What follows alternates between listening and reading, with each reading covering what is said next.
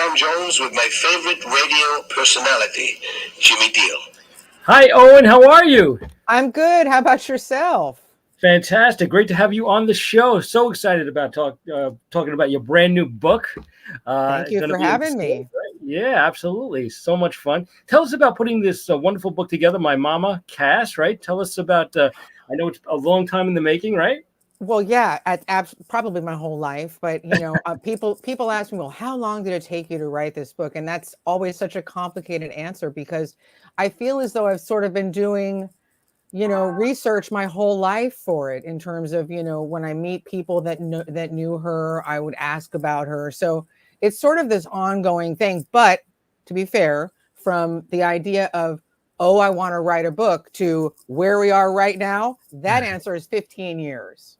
So, Wow, long time. yeah, for sure. So you got so many great stories in the book, a lot of precious memories. What was the highlight of writing the book and your favorite moments about writing this book?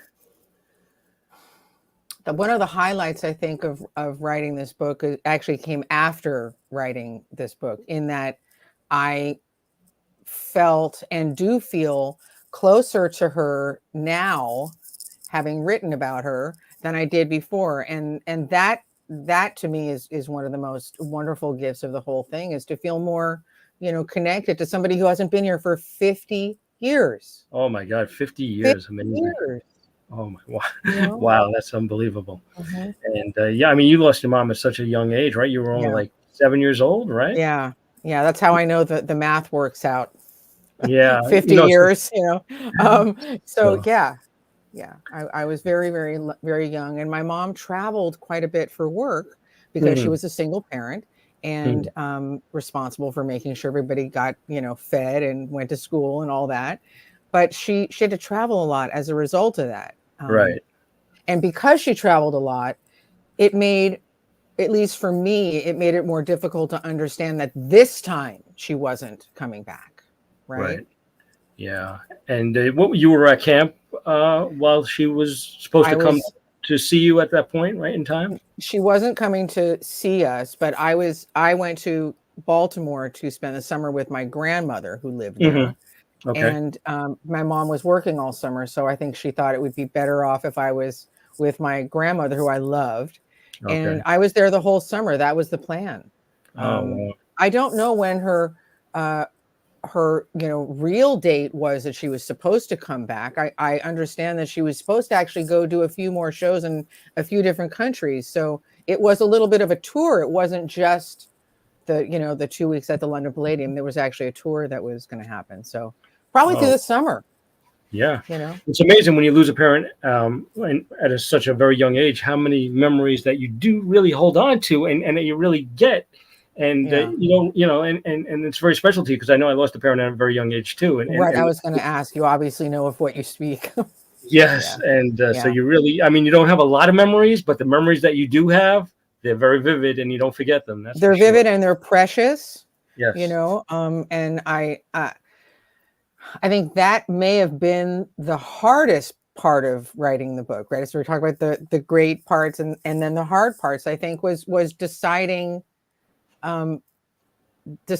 what I was going to put in the book and what I wasn't going to put in the book, just in terms of what was, consequential to the story and non-consequential to the story. An example of that, one of the comments that one of the reviewers wrote, I read reviews. I know I'm an idiot. I shouldn't read them, but I do, because I can't keep myself away. And one reviewer pointed out that I had left out one of my mother's completely meaningless marriages that she had had. Right. That I had a later exchange with that was not pleasant. It was not a nice exchange. So I left him out. Yeah. I didn't feel like he would change the story. And there was no reason to put him in there. So those choices, going, okay, well, what is the important part of this story? What are we trying to get across? Right. Because there's 100 other things I could have put in it just to, make it look pretty. But yeah, I mean, I understand that absolutely. And your mom sort of started out as a singing waitress, right?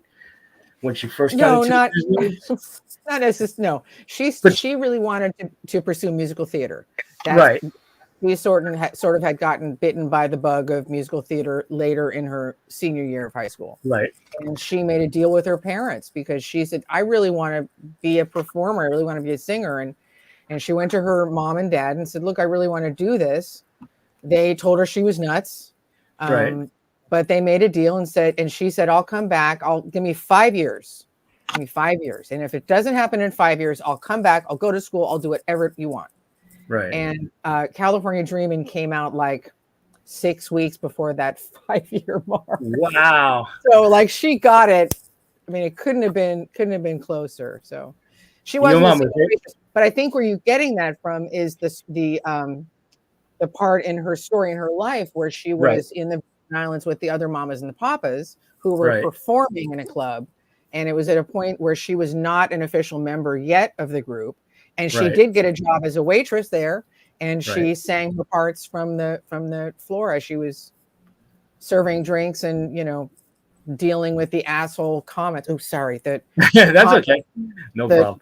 The rude comments that people would make, because people are not nice. And especially drunk sailors. They're not nice people. And she was humiliated by them. And to a point where at one point, one of them made a just incredibly disparaging comment about, hey, where's my food, fatty? What did you do? Eat it? And Denny Doherty heard what he said and had enough. And he jumped off the stage and wow. But she had to do what she did to be noticed and also get that music out there. And she was so determined, right? She never gave up. And that's never gave up about her. Never gave up. Even when she was, when they were discouraging her, she's like, no, I'm still going to do this. It's what made her feel good. It's what made her tick. Right. That's the thing about music. It's one of those, and any kind of artistic thing. I think that if you have an artistic bone in your body, it's the one that actually drives you all the time. Right. Absolutely. And, she kept going and she overcame so much adversity, right? I mean, she put up with a lot of digs and, a lot of negative stuff, but she let it roll off her and it didn't stop her, which is so awesome. She put up with stuff that today people would be like, I don't want to say they'd be arrested, but people know not to say some of the things that they were saying in those days. They know the effects of it and they don't do it. I mean, there's some words we don't even use today that they used in those days. You know what I mean? So right. Yeah, absolutely. She did put up with a lot. And I think that's part of why she was able to be a success, because she just went, no, I'm going to do it anyway. Yeah, I mean, that's so awesome. I mean, you have to have a tough skin in this business. I mean, otherwise you're really not going to make it for sure. No, never. You have to know you're going to be told no a bunch of times. Yes, absolutely. And it's how you deal with those no's that makes you go forward. Yeah, well, thank you so much for keeping her memory alive and putting this book out and keeping her legacy alive. Which is so important. Everybody loves your mom. Everybody loves the Mamas and the Papas. And, and of course, she did a lot of television too, right? I mean, she was the first to really fill-in host for Johnny Carson, right? A lot of people don't know that, right? I know that. Isn't that so cool? She was one of the first female fill-in hosts, guest hosts for Johnny, even before, Joan Rivers did it in the 80s. She was one of the first. And, there are some really great photographs of her, one of which I did use in the book, of her sitting at the desk, at Johnny's desk, behind the microphone. And unfortunately, there's none of those tapes around. They're all gone. They're all gone. But I would kill to see her in the host position. I bet she was really good at it. Oh, I bet she was awesome. Absolutely. Oh, yeah. Oh, And absolutely. she appeared on the Tonight Show at least 13 times, right? I don't know if it's 13 times, but she did appear many, many times. She appeared when she was in one of her first bands back in the early 60s when she was with the Big Three. She performed on the show many times. But she also did a lot of television, like you were saying, a lot of the variety shows. Mike Douglas, right? Mike Douglas. Tom Jones, my buddy. Tom Jones. Yeah. Carol Burnett, a lot of Carol Burnett. She was on a lot of television shows in the 70s. And a large part of that was because that was work that she could do in Los Angeles and she could do at home and be at home with me and be at least somewhat of a of a parent and not be running around all the time. So that's one of the reasons she did all the television stuff. And she was really good at it.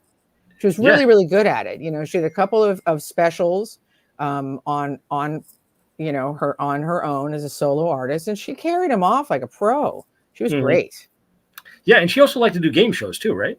Yeah, she did. She did the Hollywood Squares, which is a scream, and with Paul Lynde and every great, you know, Hollywood, like good Hollywood Squares player.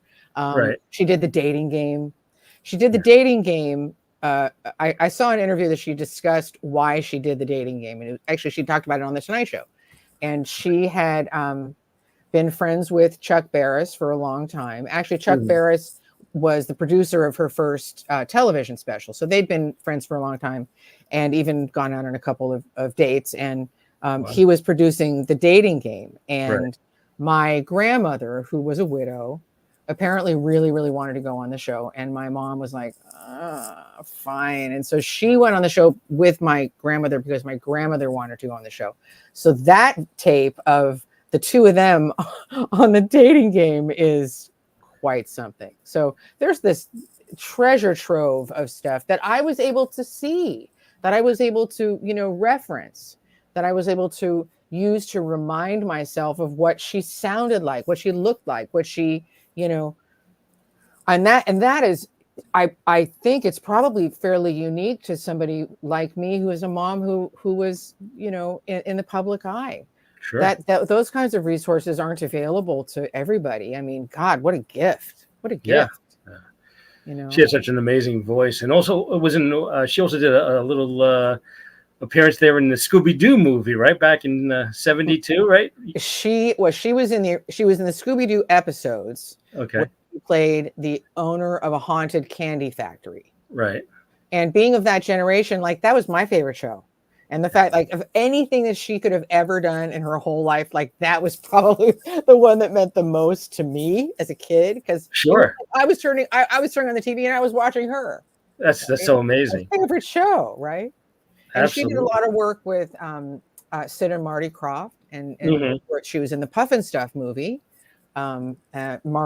Sid rather was her next door neighbor in Laurel Canyon. Actually, Sid still lives in the same place. Wow. At 90 something years old. He's still totally with it. He does Sundays live on Instagram with Sid. Oh, wow. He's so the neatest guy ever. And she was in Puff and Stuff, the movie. She played Witch Hazel, who was Witchy Pooh's sister. Oh, really? Amazing. So you grew up actually, I know you grew up in Massachusetts a little bit and Los Angeles, right? Do you live in LA now still? I live in Los Angeles. I'm actually here in Massachusetts right now. Okay. It was with the humidity and the thunderstorms that I forgot about. Oh my God, the thunderstorms. But I went to high school here on the East Coast, and nice. My aunt still lives here, and you know, it feels like old home, that's for sure. Yeah. What was it like to grow up a little bit in Los Angeles? Of course, your mom lived in that neighborhood with a lot of celebrities, a lot of stars from, you know, all the houses there. What was that like? Well, you know what? Honestly, I don't remember a whole lot of living at my mom's house because I was 7 when she died, and you know, as someone who has lost a parent, when you lose a parent at a young age, you don't have that many memories, and it's a very traumatic experience. So, like we were saying, you know, the memories are kind of few, but they're really vivid. But they're very vivid. Yeah, exactly. I mean, I have memories of crawling into bed with her to watch football and being like perplexed, like, why? What is this about? You know, she's like, well, you know, she's explaining to me how their uniforms were really tight. And she's like, oh, okay. I get it. Like, I didn't get it, but you know, at some point I did. So, I mean, you know, I can't remember what the hell your question was, but anyway. I was just asking about Los Angeles. Yeah, I know, and living in LA in the 70s, I mean, it was pretty cool, but it was pretty gritty, you know. I mean, you couldn't go and we were talking today about this with my aunt. We were talking about the move from California to the East Coast and what that was like, and the changes, and it was so gritty in LA. I mean, what an awful place to grow up in that period of time. You couldn't do anything. You couldn't. It's much like it is today.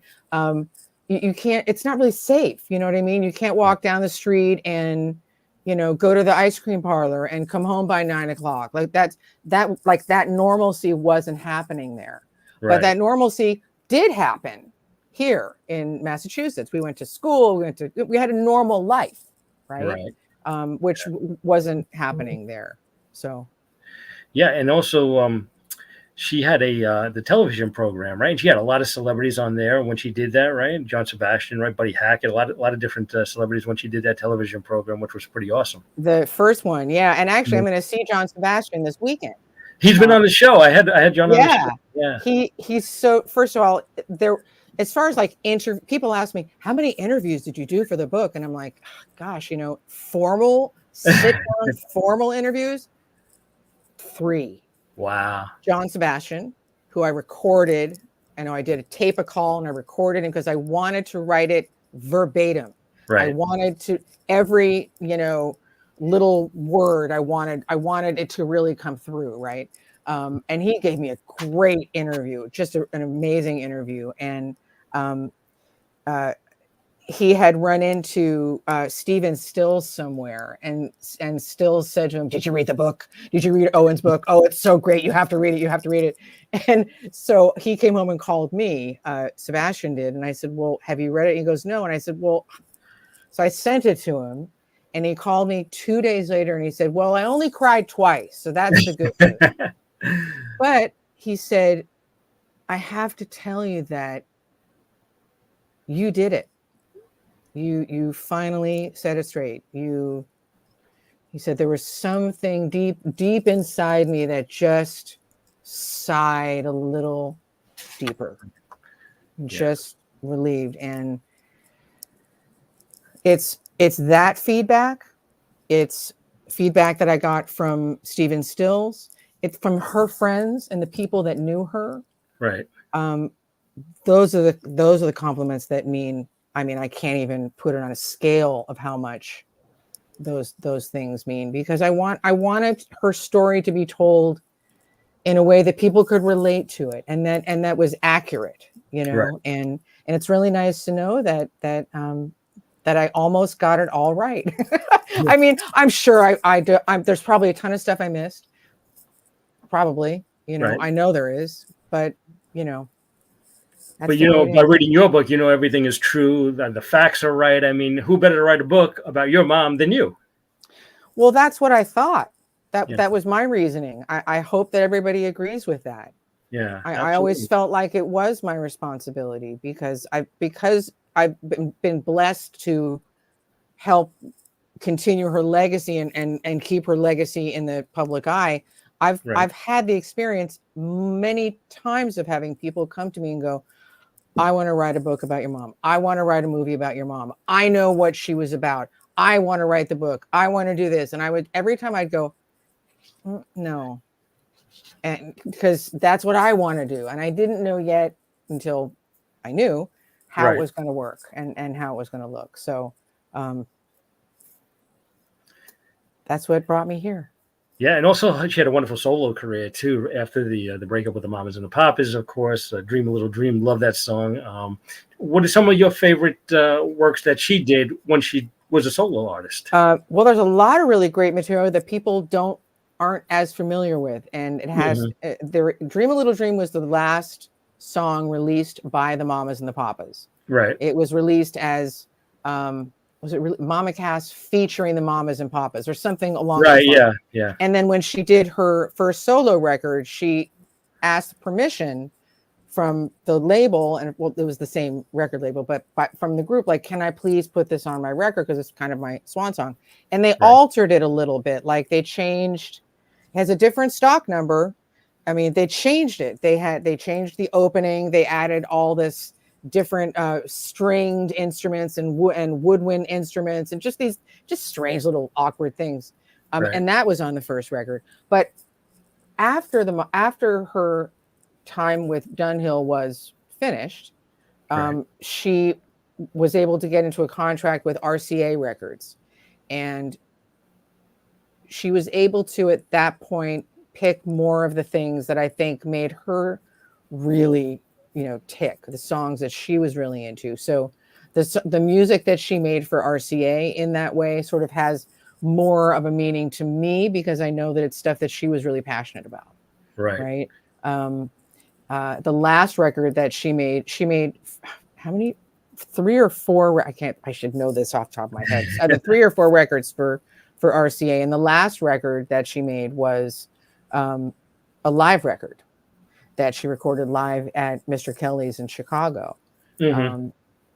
And that record, I think that's the one that I was really the most interested in because it was her final record, and there was so much speaking time on that record because it was a live record and she was talking to the audience and she was having her, rapport with the audience. And that was, before VCRs and all of that were around. So I hadn't yet gotten to have any of the video experiences.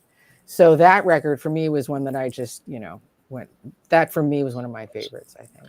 Yeah. And you kept in touch with Michelle Phillips, of course, right over the years. And she was very close with you, right? She's like 80 years old now. How's she doing? She's like 80 years old.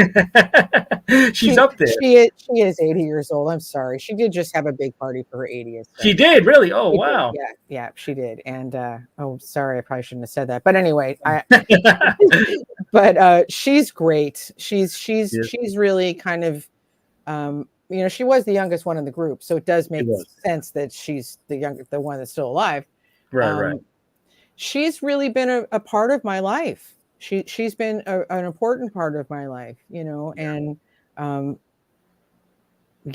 she's definitely been somebody who I've leaned on, even when when I was broke and I didn't have any money. She helped me, and she helped me find my father, my biological father. So we have a lot of stuff, and I, of course, her daughter China and I are friends since the beginning, and so we have a lot of history and a lot of I love Wilson Phillips. What a great group. I mean, aren't they great? They just did a bunch of shows. They're like back at it. They are so good. They haven't really done a bunch of shows in a long time, but they're back at it. They've yeah. No, you're a singer, right? Too. You sing. I do, but I don't do it professionally. I did for a little while. I had a contract some years ago, and then it didn't work out. The company the company got bought by a Japanese company, and they cleaned house, and it was just one of those things. And I just didn't really, because honestly, because I've been sort of running my mom's estate since I was 18 years old. Mm-hmm. I knew how crappy this business is. Right. And I knew that they were going to be crappy to me too, and I didn't really relish that part of it. And I didn't like the business side of it. Right. I do love to sing. It makes me feel great. I enjoy it. I do it whenever I can. I do it in my car. I do it sometimes when the girls are playing shows that are close to LA and I'm around. Sometimes I'll go on stage and do a couple of songs with them. And for me, that's it. That's all I need. Yeah. That's all I need, That's so awesome. So you'd be a little bit of part of the Wilson Phillips group for just here and there, just a little bit. well, China and I came up with the idea. We came up with the idea for Wilson Phillips, kind of born out of. Well, I went to China with the idea. It was born out of the idea of We Are the World. Oh, okay. And when We Are the World had just been a gigantic hit, and I thought it was so neat that everybody had come together for a common purpose, and I thought, well, wait a minute. I know all these kids I went to private school with in LA, right? Let's call them. So we called my friend Moon Zappa. She wanted nothing to do with us. Right. I mean, she likes us, but she didn't want anything to do with music. And we called Donovan and Donovan Leitch and Ione Skye. They didn't want to be a part of it. We called a bunch of people, and the only people that wanted to be a part of it were Carney and Wendy Wilson and China. Wow. So there you go. And it just didn't actually, the combination didn't work. Really? Oh, wow. Didn't work. But they are fantastic. Love them, and they're such great girls. They're fabulous. We love them. I got a question from a listener. That's Tom Payton, who's listening right now. And he said, thanks for making your mom's memory alive again through your book. And also, did she like the name Mama when she was doing her solo career? No, she didn't like the name Mama. And to be honest, when we put my mom's star on the Hollywood Walk of Fame, I really had to make a choice because I knew that she didn't like to be called Mama. But I was also aware of the fact that I was aware of the fact that had she lived a longer life, had she been given the gift of a longer life, she would have been able to shed that moniker easily. And she wouldn't have been known as Mama Cass. Unfortunately, that's not the case. And more people know her as Mama Cass than know her as Cass Elliot. And that was sort of something I had to come to terms with. But my compromise was that on the star, it says Mama in quotes, because it wasn't a nickname, wasn't her name. So I don't think she liked it. But like I said, I really do think she would have been able to have so much of a career that we would have forgotten about Mama. Absolutely. So we're getting a lot of listeners are sending questions into the show. Beryl is watching in Virginia. She loves Cass, the duet she did with John Denver, Leaving on a Jet Plane. Oh God, that's so good. Yeah. That's so good. That was on the pilot episode of that show that they were doing. And the reason why they were doing it was to encourage young people to get out to vote, because it was the first year that 18-year-olds were gonna go vote. And there was this whole crop of kids that had never voted before, and they had to find a way to kind of reach them, so they were going through music and all of that. So the whole beginning of that duet is all about registering for the vote and taking your power and all of that. That's my favorite clip for that reason. Yeah, absolutely. And also Carl Lembo, he is out in Long Island, and he wants you to know that he ordered the book from Borders. So he just ordered the book. So awesome. And he said he was friends with John Phillips also.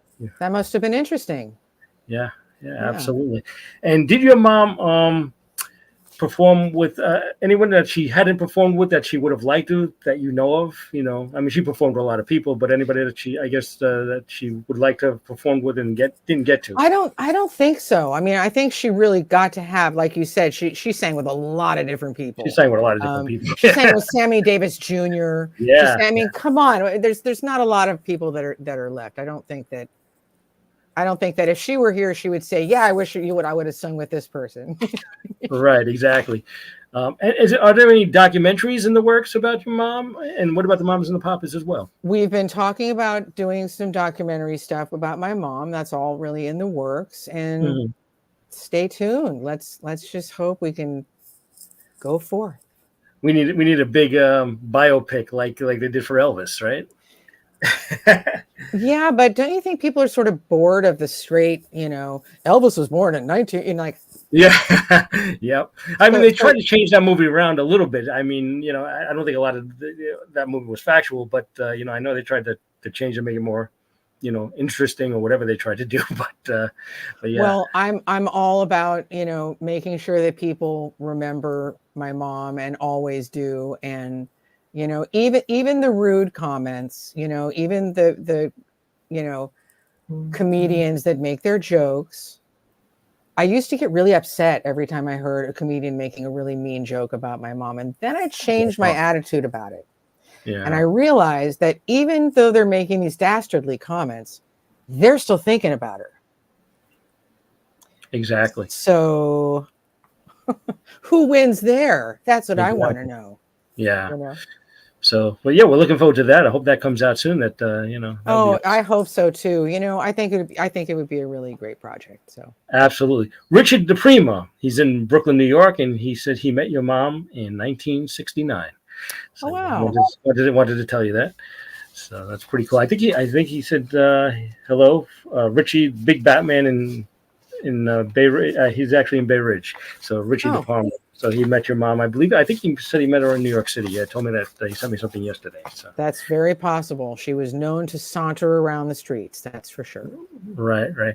And so with this book, you set the record straight. Pretty much just about her life and her death, right? I mean, you went into all that, and pretty much you wanted to set the record straight about everything that was true, and not, what has been pretty much an untrue thing that's been going around for years and years and years. Well, I wanted to understand what the impetus for that story was. Right. And then that helped to understand, why the story. Right. And I honestly, it's just one of those bizarre. It gave her a place in pop culture history that is, a little odd, but still, it's a place, So it's just a weird story. I think the truth is that they didn't know what happened. She died really suddenly. Right. And nobody knew what happened. Exactly. And there was a sandwich there, and her manager made up the story and put the story out because he was worried that people were going to jump to conclusions that they shouldn't jump to. And because we didn't know, that's what he went to. So I can't fault him for that. Right. I that's not a bad thing. No, absolutely. I mean, managers have to do what they have to do. Exactly. That's right. That's right. Exactly. Well, I know you're doing a big book signing coming up here in New Jersey. I want to talk about that a little bit. Ridgewood, New Jersey, Bookends. It's going to be on Tuesday, I believe, July 23rd, 6 p.m. We're looking forward to that. You're looking forward to meeting all your fans here in New York and New Jersey? I'm looking forward to it for sure. And I have some friends of mine that are coming down. I mean, it's going to be a party. So come down and read some books and buy some books and all that stuff. Yeah, I know people can order the book if they can't make the book signing. They can get a signed book if they go to bookends.com. Yep. But if you go down when Owen is there, you get to meet Owen and probably take pictures and stuff with your fans and stuff like that. If I have to. No, of course I will. This is all really new territory for me. You know what I mean? Like I'm a housewife from the San Fernando Valley. I have kids, and this is pretty much out of my comfort zone. So I'm whatever I have to do, I'll do. Yeah, I mean, your kids must be very proud of their grandma. They are. My daughter bears an uncanny resemblance to my mom. She looks more like her than I do. That's really for sure. Wow. Oh yeah. My son, I think, because he's more musical than my daughter is, I think he has a little bit different of an appreciation. Right. But yeah, they both definitely do. I mean, if they didn't think she was a big deal, I mean, we got her a star in the Hollywood Walk of Fame. Normal people don't get those. That was no easy feat for you, normal people don't get those. My husband actually had to talk me into it because I grew up in Los Angeles and I grew up in Hollywood. Right. Hollywood, had become a little bit on the seedy side, and it's a little cheesy, and there's a lot of, it's like Times Square on steroids. It's basically that's basically what the Walk of Fame is. It's our Times Square. And it's gross sometimes, but my husband said, he goes, you gotta just like look at it differently because you see it that way, but that's because you live here. But everybody else thinks it's a really big deal. And you got to think about 50 years in the future. Right. You got to think about that. And the fact that this will be there forever. Right. Exactly. And so he convinced me, and we applied twice. We did not. The Chamber of Commerce only grants one posthumous star per year. Really? Yeah. So we didn't get it the first year, but we did get it the second year. And then COVID hit. Oh boy. And we were privately, financing the star. We didn't have a project that it was being written to the promotion, right? Budget for, which is most of those stars on Hollywood.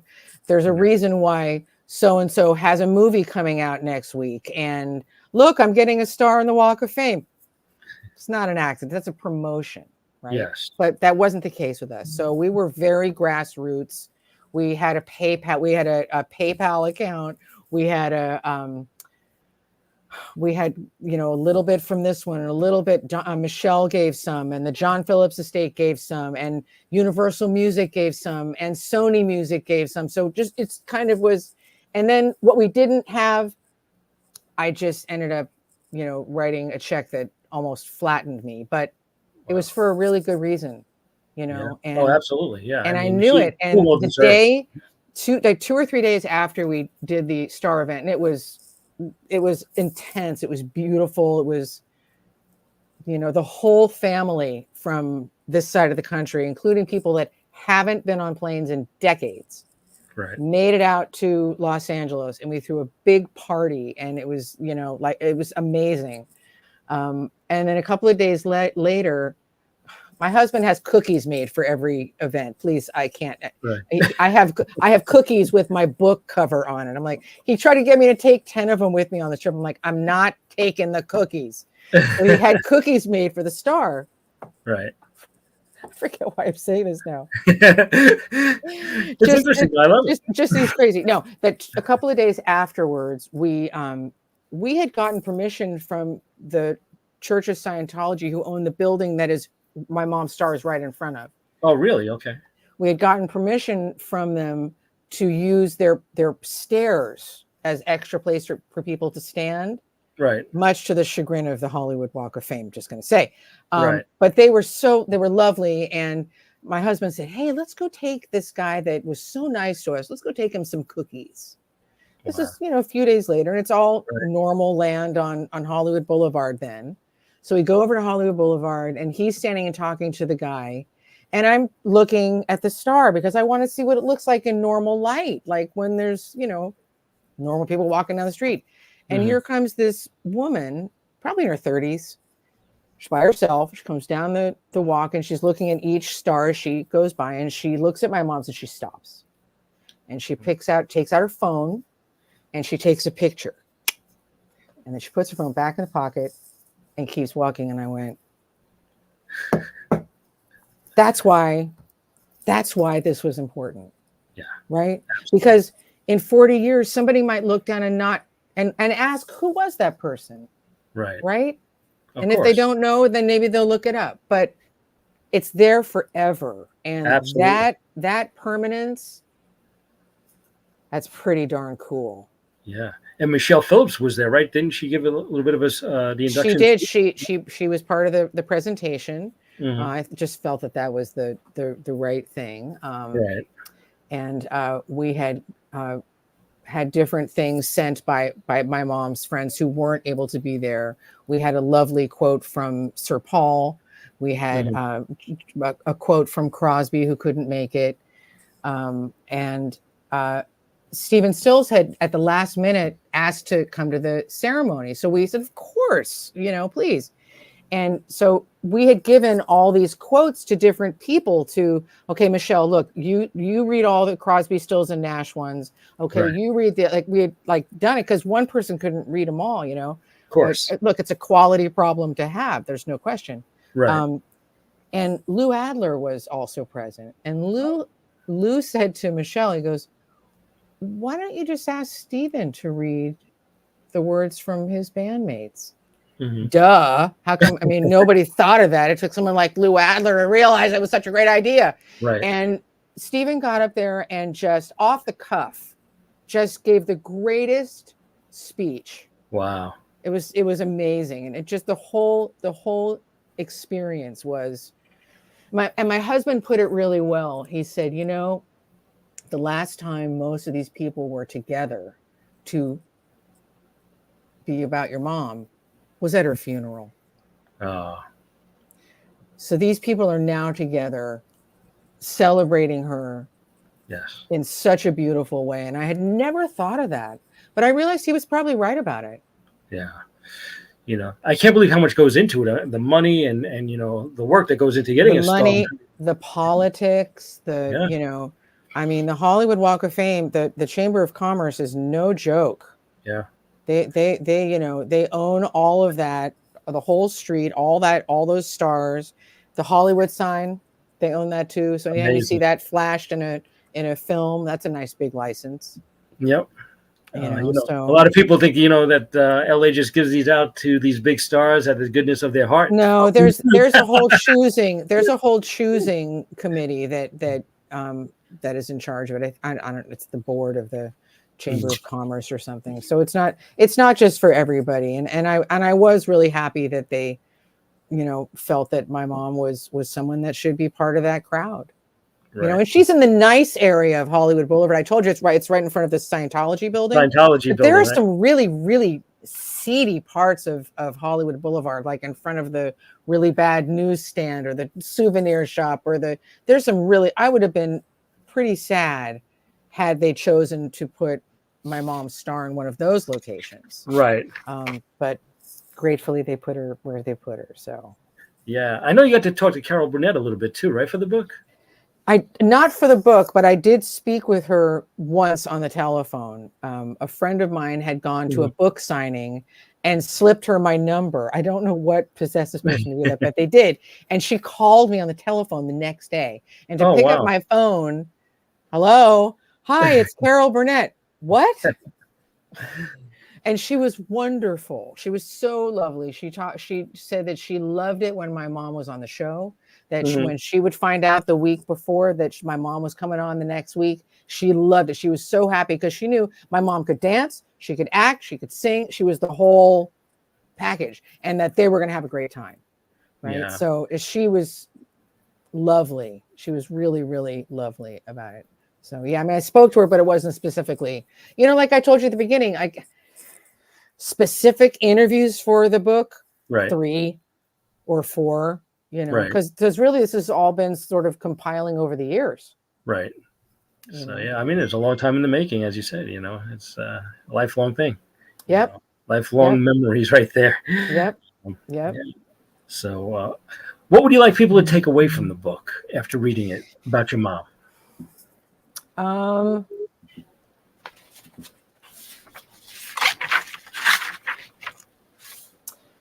That she was a human being. And that although she had a smile on her face all the time, that there were a lot of times that people hurt her feelings with the things that they said. Yeah, I'm sure. And it's something that I know people know better now. Right. It makes me sad that she lived in a time that she had to endure that.